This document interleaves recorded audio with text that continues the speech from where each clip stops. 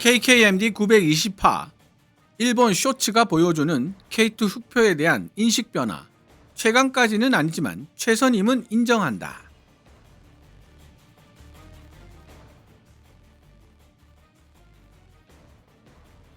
한 일본 네티즌이 업로드한 한미일 주력전차 대결, 일본 십식 대 미국 에이브럼스 대 K2 흑표라는 흥미로운 제목의 쇼츠가 있습니다. 당신은 어느 나라의 전차가 좋은가요? 라는 짧은 나레이션으로 시작하는 이 쇼츠는 일본이 자랑하는 주력전차 십식과 미국의 주력전차 M1A2 에이브럼스 그리고 대한민국 주력전차 K2 흑표의 기동 및 주포 발사 장면을 차례로 보여줍니다. 플레이 타임 54초의 짧은 영상임에도 불구하고 조회수 35만을 기록했고 960개가 넘는 댓글이 달려 있습니다. 이 영상에 달려있는 일본 네티즌들의 댓글을 읽으면서 대한민국 K방산을 바라보는 시각이 많이 바뀌고 있다는 생각이 들었습니다. 과거 한때 2채널이라고 불렸던 일본 5채널의 경우 100% 익명으로 운영되는 곳인데다 보수적이고 민족주의적인 성향을 강하게 드러내는 밀리터리 매니아들이 많은 비중을 차지하다 보니 감정의 강도가 쉽게 높아지고 극단적인 평가 역시 빠르게 증폭되는 모습을 보여준다는 평가를 받았습니다.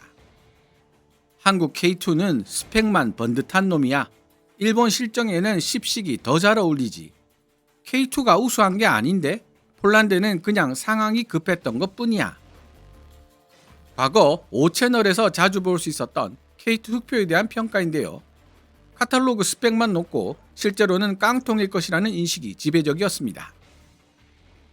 파워팩 결함으로 양산이 지연될 때 이를 두고 움직이지 못하는 전차라고 비꼬거나 유기압 현수장치를 이용한 무릎 꿇기 기능을 두고 침대 전차라고 조롱한 것도 이런 맥락으로 이해할 수 있습니다. 그러나 2026년 현재 일본 5채널에서 볼 수 있는 K2 흑표에 대한 분석은 예전과 판이하게 달라져 있는 것으로 보입니다. 그동안 5채널 유저들은 유럽 국가 폴란드가 아시아 국가 한국이 만든 주력 전차를 대량으로 구매했다는 사실에 큰 충격을 받았습니다. 이른바 폴란드 쇼크인데요. 5채널 사용자들 사이에서 K2 흑표의 성능이 기준 미달이었다면 까다롭기로 유명한 유럽이 샀겠냐 라는 논리가 힘을 얻기 시작했습니다. 일본 방산업계는 십식 주력 전차를 1년에 겨우 몇 대 만드는 수준에 그치는 데 반해 한국은 1년에 K2 흑표 100대 이상을 생산해낼 수 있다는 사실에도 충격을 받았다고 합니다.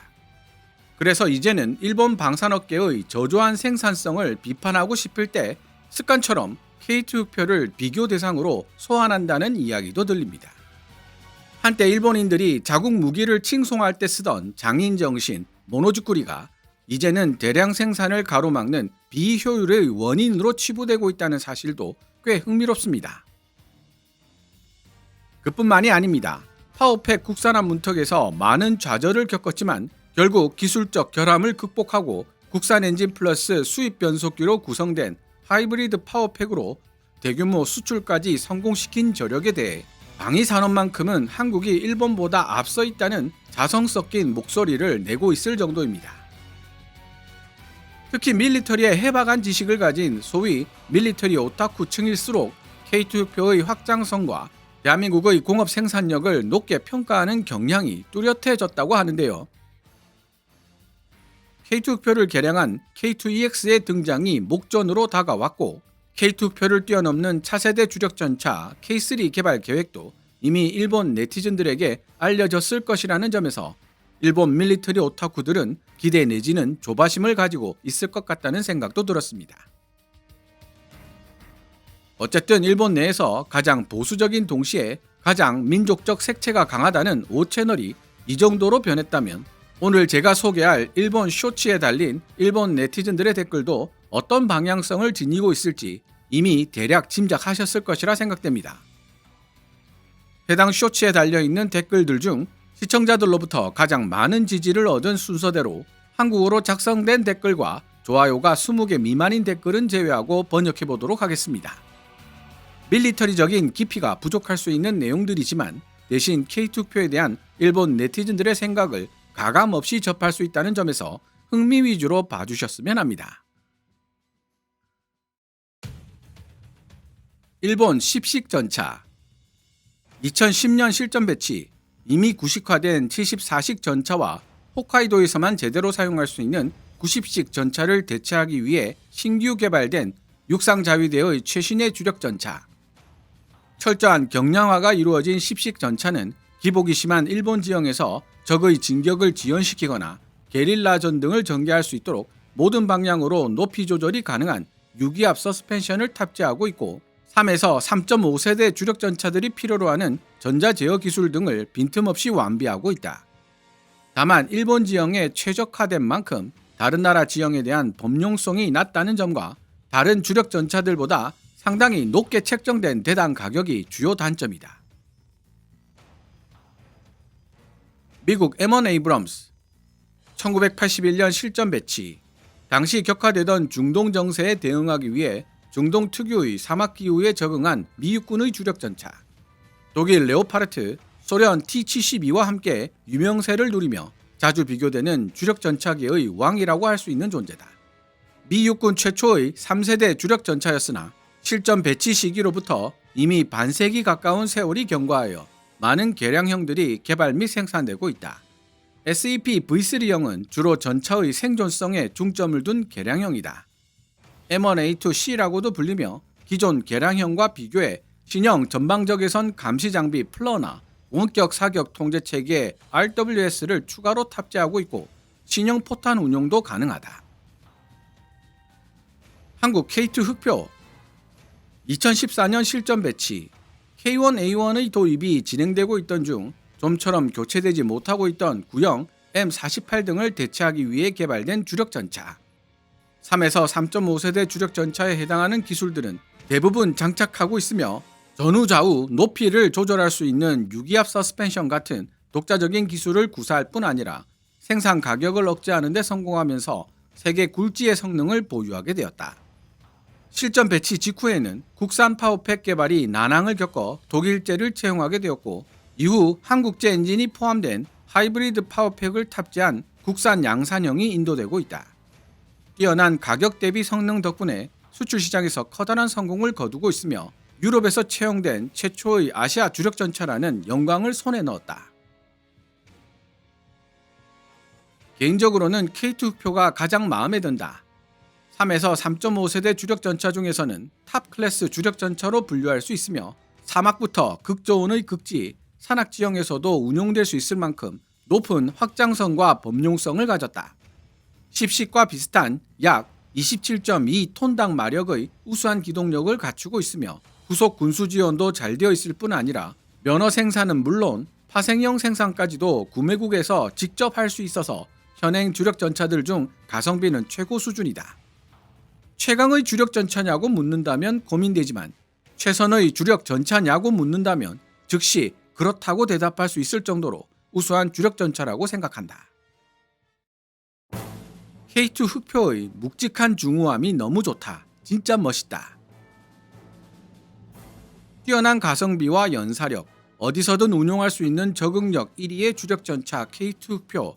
이건 인정할 수밖에 없는 현실이다.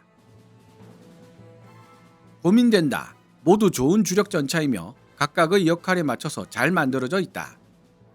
외형은 에이브럼스, 최신 기술은 K2 흑표, 일본의 자랑은 10식, 각각의 장점이 마음에 든다. K2 흑표 포탑 디자인이 너무 멋있다. 서로 다른 컨셉을 지닌 좋은 주력 전차들이다.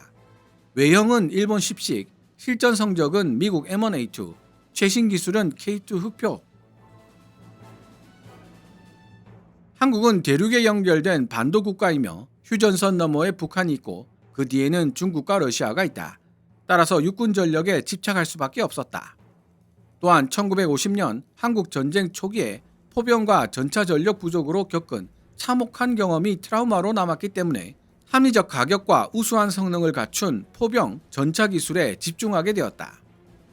반대로 일본은 해양으로 둘러싸인 도서국가이기 때문에 상대적으로 육군력은 약할 수 있지만 해군력은 세계적으로 인정받는 수준이다.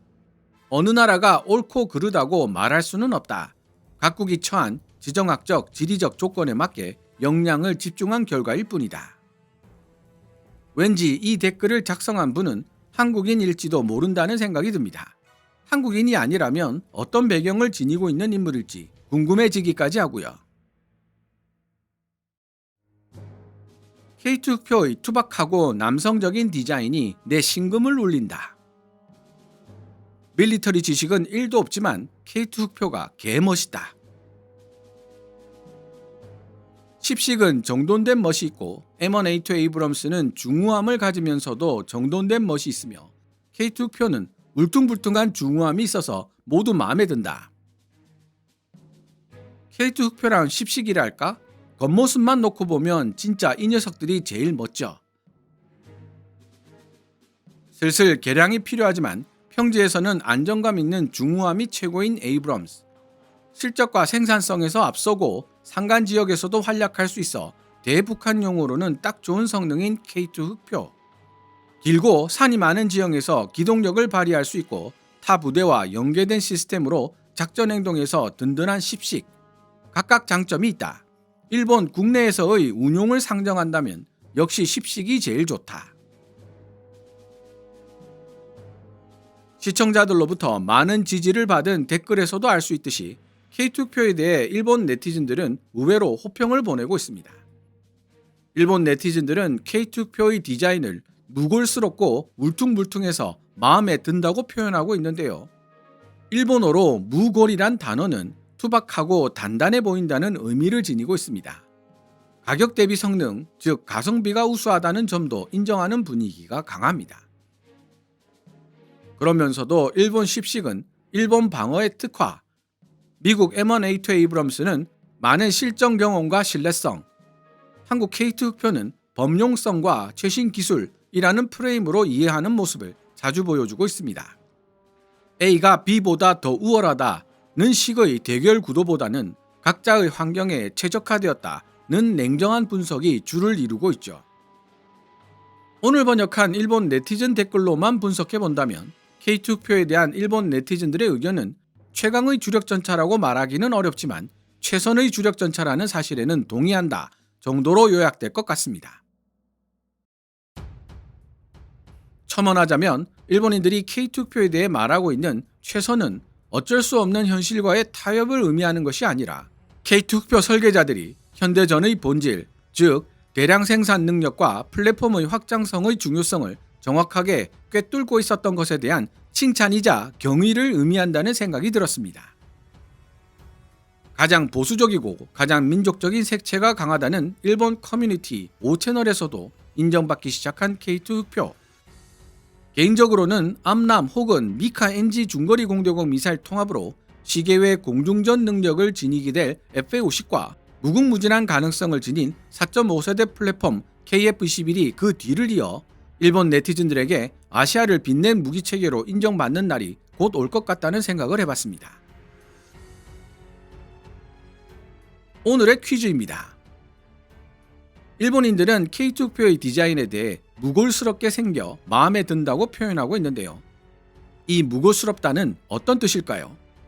정답을 아시는 분은 게시판 댓글에 적어주시기 바랍니다. 보이는 대로 하트로 답하겠습니다. 오늘 KKMD에서 준비한 내용은 여기까지입니다. 방송되었던 내용들은 KKMD 공식 블로그에서도 만나보실 수 있으며 내용이 재미있고 유익했다면 더 많은 시청자들과 만날 수 있도록 이 동영상 하이프하기를 눌러주셨으면 합니다.